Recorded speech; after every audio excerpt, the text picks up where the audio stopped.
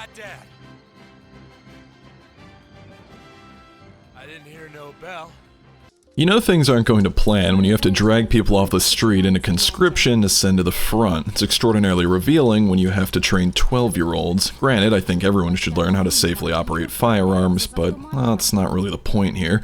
Just because you can, maybe instead it's time to rethink if you really want to fight to the last man, woman, and child.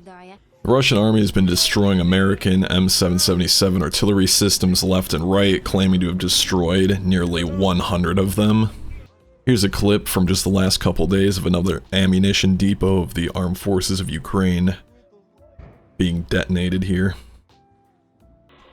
Alligators are stopping enemy offensives. Combat helicopters of the Army Aviation are actively fighting in the South Donetsk direction. These are, of course, the Ka-52 guided missiles destroying 2 armed forces of Ukraine tanks that were firing at the position of Russian troops. Both armored vehicles were destroyed together with their crews.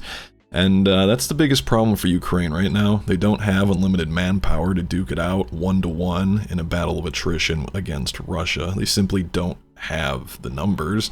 We can send them all the equipment in the world, which I'm going to cover here in a second, but they're outnumbered and outgunned. They seem to have no air defense capabilities left, Stingers, Manpads, Patriots, or anything to provide cover for their counteroffensive, as equipment is, of course, being destroyed left and right.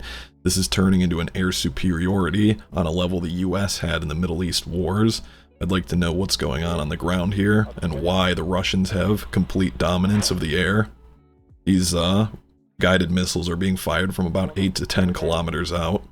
Here's another interesting one on the equipment being used by the Russians. The SuperCam UAV crew ensures artillery targeting the Central Military District SuperCam unmanned aerial vehicles. The UAV is providing targeting of artillery as well as control of striking the command posts and personnel of the Ukrainians in Krasny-Liman direction. They're destroying a lot of American Humvee armored vehicles, M113 armored personnel carriers, more howitzers, command post personnel, and a number of other targets. Drones are certainly the future of warfare. Now, Belarus starts taking delivery of the Russian nuclear weapons that I mentioned in yesterday's video. If you guys haven't already, make sure to hit the like button. It's really going to help me out. Smash that button right now if you can. Hit the subscribe button if you haven't already. Now again, the country has started taking delivery of Russian tactical nuclear weapons, some of which Lukashenko said were 3 times more powerful than the atomic bombs the US dropped on Hiroshima and Nagasaki in 1945. Oh yippee, that's not escalatory. And talking about some of the combat losses on the front, Ukraine asked Germany for more Leopard 2 tanks against the background of the loss of the first tanks delivered by the Western allies to participate in the hostilities in Ukraine. Kiev is once again calling for increased support. Each Leopard 2, quote, is worth literally its weight in gold for decisive offensive. Another 60 Marder infantry fighting vehicles, the Ukrainian army, have also been asked to be handed over. And it's not just the Leopards. 15% of US-made Bradleys already destroyed in Ukraine, and this was 3 days ago, so it's probably about 25-30% now. Almost 15% of the Bradley IFVs sent to Ukraine by Joe Biden's government have been destroyed through visual confirmation. Puts the number at about 16, and that's from CNN, so we can probably triple that.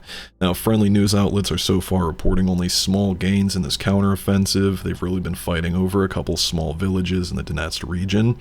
And American-made Bradleys and a number of European-made Leopard 2 main battle tanks have also been visually seen to either be destroyed, abandoned, and captured by the Russians. I'm waiting for them to put a Leopard 2 outside the German embassy in Russia. And Biden's rushing replacement armored vehicles to Ukraine after battlefield losses. Obviously, they're continuing, if this is the rhetoric we're getting out of the White House, by attacking through minefields, which I showed you in videos a few days ago. While under Russian artillery fire, the Ukrainian army has already lost at least 16 Bradleys and 4 Leopard tanks. Ukraine, as the country's forces suffer some of early losses in the early thrusts of its counteroffensive against Russia. $325 million drawdown of U.S. military stocks was announced on Tuesday, on top of the $2.1 billion, of course. That's going to pump artillery shells, air defense missiles, which I just covered they need desperately, into the fight, and in addition to sending 15 Bradley vehicles to Ukraine after a similar number was lost recently in the heavy fighting. The craziest part, the latest package is the 40th since the start of the war. It also includes 10 Striker infantry carriers to add to the 90 already sent. The army supplied over 100 Bradleys to Ukraine so far, and by attacking again through minefields, they're losing equipment left and right. Open source intelligence project Oryx has reported. And just an update on the Abrams, the Pentagon pledged 31 Abrams tanks, but Ukrainians are still training on them in Poland, and they won't appear on the battlefield for months. And then we can expect to see some depleted uranium rounds in action coming from the Ukrainian side.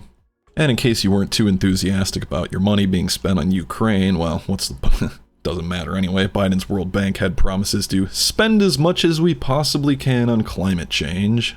Oh goody. And it's not just Ukraine versus Russia, but American F22 fighter jets deployed to Middle East amid Russian aircraft activity. The United States deployed F22 fighter jets to the Mideast this week as part of a multifaceted show of U.S. support and capability amid increasingly unsafe and unprofessional behavior by Russian aircraft in the region. Now, of course, the F22 is the Raptor, and they're from the 94th Fighter Squadron out of Langley Air Force Base, Virginia. And it's not just the Russians we're pissing off, but the US is not prepared for war with China, experts are warning. The US has no defense against its biggest adversary, Gordon Chang is warning. What they're worried about is the hint that the possibility the Chinese have cruise missiles tipped with nuclear weapons, and that our aircraft carriers and fleet are not going to be much of a match. And of course, I've commented on this before. The stage of warfare we're in now, both sides are probably going to take equal losses, the US and China, because of course we've got the same weapons and we're going to launch the exact same thing back and forth, so there's no good ending here if that actually kicks off. And this one's just laughable. US sanctions Chinese hypersonic weapon maker. Just like sanctions have worked so well against the Russians, a total of 31 additional Chinese companies have been sanctioned by the United States for alleged offenses, including using US technology to produce hypersonic weapons and sell them to Pakistan, and helping the Chinese government carry out human rights abuse against the Uyghurs in Xinjiang. So if you guys have learned anything new today, make sure to hit the like button, hit the like button, hit the like button, subscribe with the notification bell to stay up to date, in the know, in the loop, and I will see you guys next time. Thanks for tuning in.